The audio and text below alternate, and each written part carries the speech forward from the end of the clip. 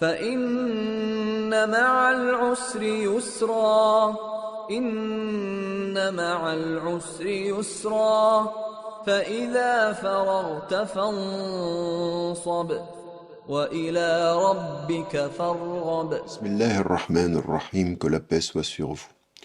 Nous voici parvenus au 5e jour du mois du Ramadan et nous poursuivons notre réflexion sur les enseignements spirituels qui nous viennent de Palestine à la lumière de notre expérience personnelle pendant ce mois du jeûne, alors que nous entrons à l'intérieur, alors que nous essayons de faire notre propre introspection.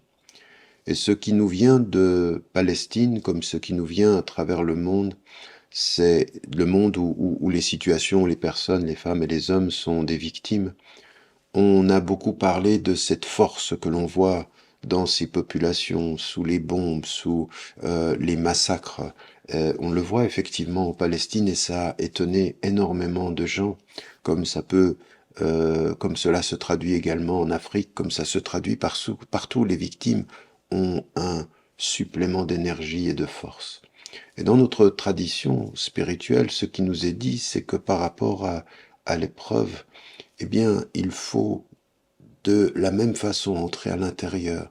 Comme nous le vivons pendant le mois du Ramadan, nous entrons à l'intérieur et nous trouvons en nous une force, la force de jeûner, la force de méditer, la force de penser.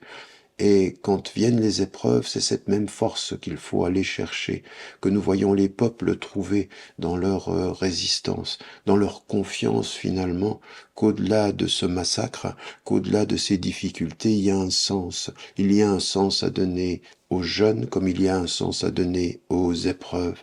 Et ceci fait partie de ce chemin-là, et qui nous fait, d'une certaine façon, nous souvenir dans la difficulté comme dans l'effort que c'est en Dieu qu'il faut mettre son espérance, c'est en lui qu'il faut avoir confiance. Celui qui développe la conscience révérentielle de Dieu, Dieu lui donne une issue, il peut s'en sortir, il trouvera quelque chose, il y a un sens à tout ça. Celui qui s'en remet à Dieu, qui a la confiance, Dieu lui suffit. Cette perception de la confiance en Dieu, du fait de revenir à cette unicité, eh bien, c'est quelque chose de tout à fait singulier. C'est ce que les psychologues appellent la résilience, la capacité de trouver en soi la force de dépasser ses traumas, et c'est ce que la spiritualité appelle la foi, la confiance en Dieu, et puis avec la confiance en Dieu, la conscience révérentielle, le fait que nous puissions dépasser tout ceci, et dépasser parce que tout au fond de notre être, nous savons que cette vie a un sens, et que le Dieu lumière donne un sens à notre chemin, et que au-delà de ce qui nous perturbe aujourd'hui, il y a le sens qui nous apaisera demain.